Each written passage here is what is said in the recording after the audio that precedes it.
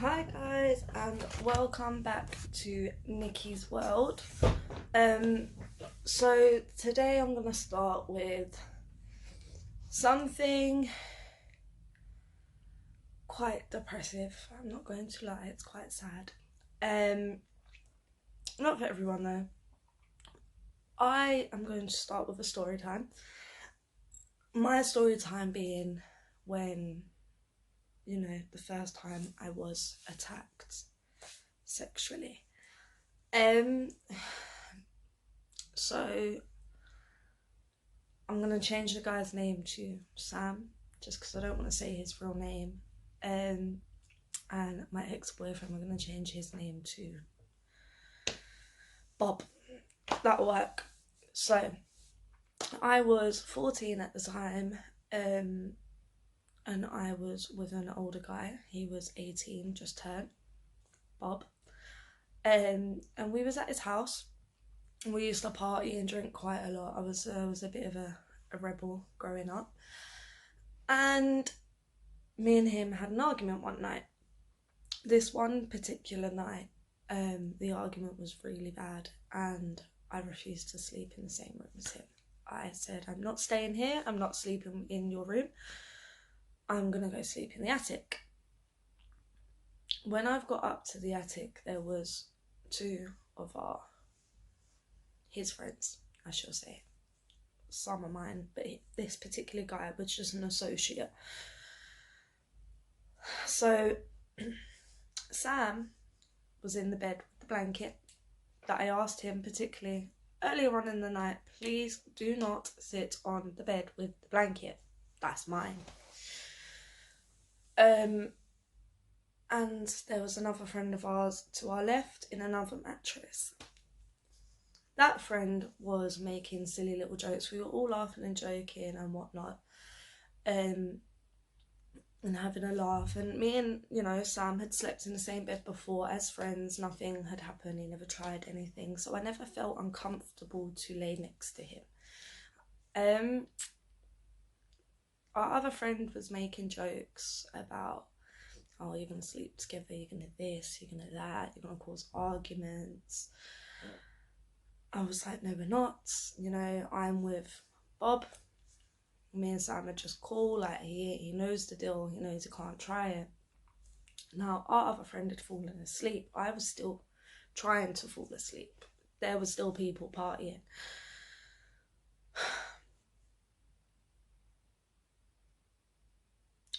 He reached over and he sort of began trying to touch me, and I was just like, no, get off of me. I tried to get up. He pushed me back down. I remember I felt really scared, and inside, I really wanted to scream and I couldn't. I physically could not scream. He forced my trousers down, and at this point I was pushing him, begging him, please, please, please stop. Like, this is not you, this is not us, this can't happen, please don't do this to me. He was not taking no for an answer, and he forced it in, and I cried. I begged him to stop. He wouldn't. He done what he had to do, and he just collapsed off of me and went to sleep. At this point, I was confused, I was scared. This is something I never expected to happen to me, and especially in my ex's house, my boyfriend at the time, and especially not from someone that we used to drink with, being his friend also. About an hour passed and I sort of just laid, cried. I was too scared to move. I felt dirty. I felt like it was my fault, even though I know it's not. and it will never be my fault. Okay, maybe I could have not been there, but it's not my fault. About an hour passed, my ex come upstairs, called my name, and we went downstairs. I, at this point, ran to the stairs, down them, and past them to he had a bathroom down the back of the house. So I ran there crying, obviously, locked myself in. For ages he was knocking on the door, asking me what's happened, what's the matter. And you know, I wouldn't tell him. I was scared that it would cause a lot of problems and violence, especially being that, you know, it was a house full of people. His sister lived there, his nephew lived there. I just didn't want to cause drama in someone else's family home.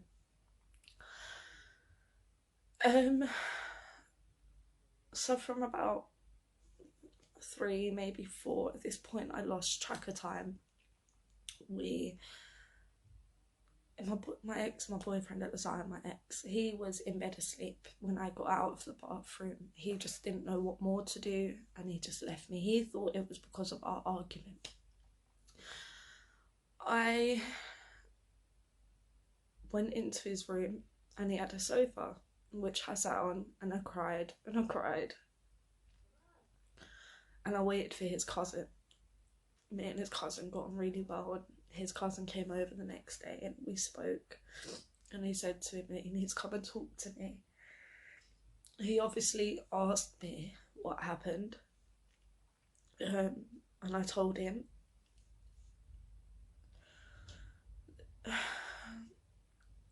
The guy that done it come down the stairs, looked at me in my face and said good morning, like nothing happened. And it made me sick and angry and hurt that someone could do something so sick and twisted and have no guilt, no shame, still come downstairs like everything is the same as the night before.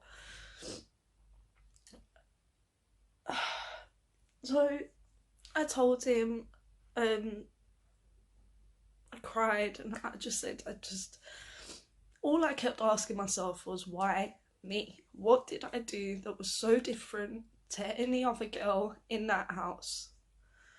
And the truth is, nothing. It was just unfortunate that I went up there that night.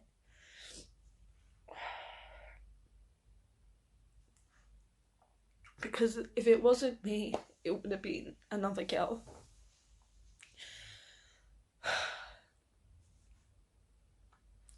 So, following this, I never told anyone what happened other than the people I told that day.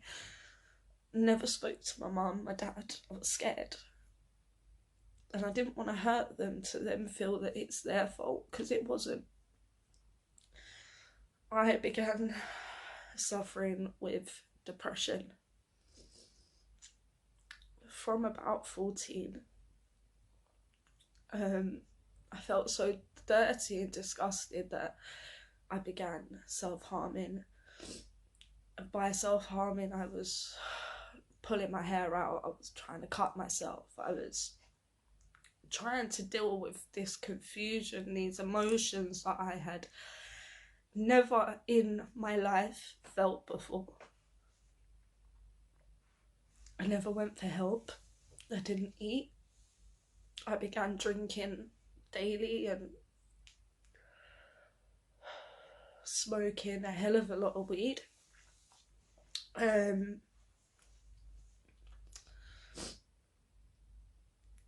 But no matter how much it breaks me, and even to talk about it, and I know I had the intentions of coming on here, doing my video and holding my emotions in, clearly it still affects me when I think about it. I still remember the smell of him and the feel of his hands forcing me down every time I think about it. I unfortunately have been through this on more than one occasion, which we'll talk about the other time a bit later on. Purely because it's a lot more recent. I'm not ready to open up about that yet. But as I was saying, my mental health kicked in. I was in a state. I honestly, with this, cannot tell you how I coped because I don't know.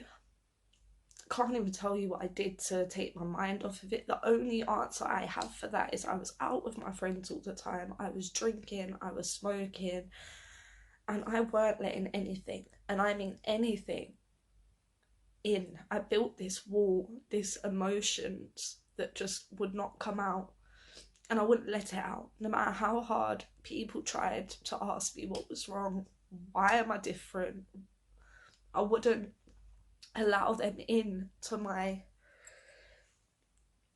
mind to know what was the problem. I couldn't sleep for weeks, months. I was having nightmares. I kind of lost trust in a lot of people for a while, for years actually. But looking back now as a mum of one and someone who still finished school, maybe not with so many GCSEs, but I still worked hard. I left school, I went into an apprenticeship in a doctor's doing admin. I worked my arse off to distract myself. I was working hours. And as time went on, the depression got a lot worse. So bad that it led to me near enough losing my job. It was either lose your job or resign. I took the choice to resign, and I had another job the following week. The point of my story is, no matter what I've been through, that coward I feel like now talking about it, that feeling that you feel when you've been sexually assaulted, raped for that matter, because that's what it was rape.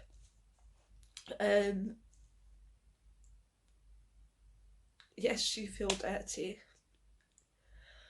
Yes, you feel disgusted in yourself, but it's not your fault. The same way it's not my fault.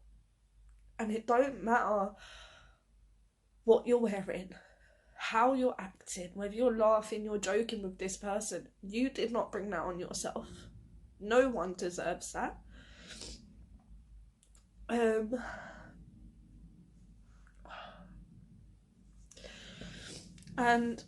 my only advice would be to take time to heal. Go through in your head what it is that you're feeling and why, and work on them points. For me, I felt like it was my fault. I then had to accept the fact that yes, I was in this person's house.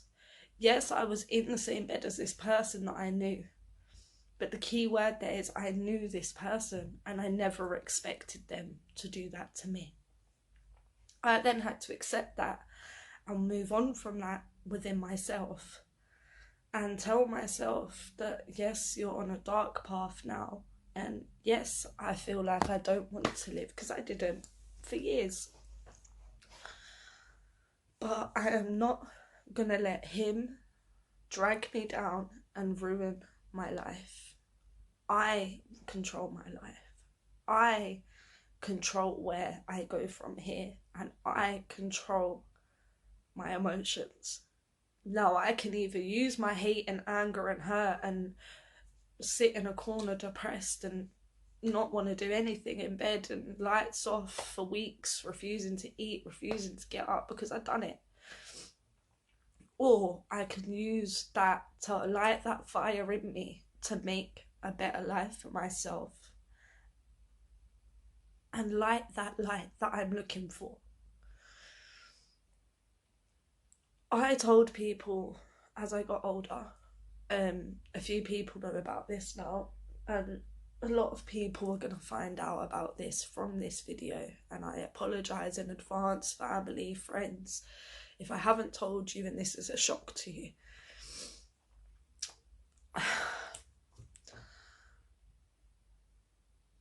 I always hear, oh, but what, you know, like I said, what was you wearing? Or did you give him any mixed signals? No. Stop with these sort of answers. Stop with the, I told you you shouldn't trust this person, that person. Because sometimes that person is someone you personally know, someone that you've known for years, that you would met introduced to your family, trusted with your life, do you know? Stop making the victim feel like it's their fault. It is not their fault at all. At all, you know, and they need to be supported and loved, listened to, and most importantly, not talked over. Because if someone's trying to tell you what happened to them, please have the patience to allow them to get it out. As you can see, it took me a while to get it all out and say what I need to say, and I probably even messed up somewhere along the way because my mind now is trying to get back to the video. But please be kind.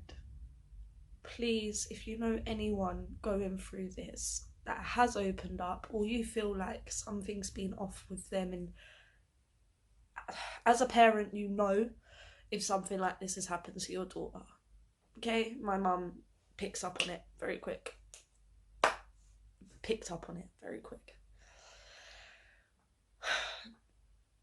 Please be safe. Please be careful who you trust. And please, if you are down, depressed, anxious, any form of mental health for any reason, not just sexual assault, please get help. There are helplines available all over the UK and other countries, as well as for sexual assault. There are talk lines and therapy groups. I will add some links into the description below for you. But please, remember, you are not alone. It is not your fault. And you're not dirty. This was not on you, it was on them. With that being said, I'm going to leave this video here, and I would like to say thank you for watching. Sorry for the seriousness of this video, but I wanted to start it with something that means a lot to women and men. It's not just men or women that go through it, it's both. So please like, comment, subscribe, share around to your friends, post notifications on, and I'll bring you a next video real soon. Thank you.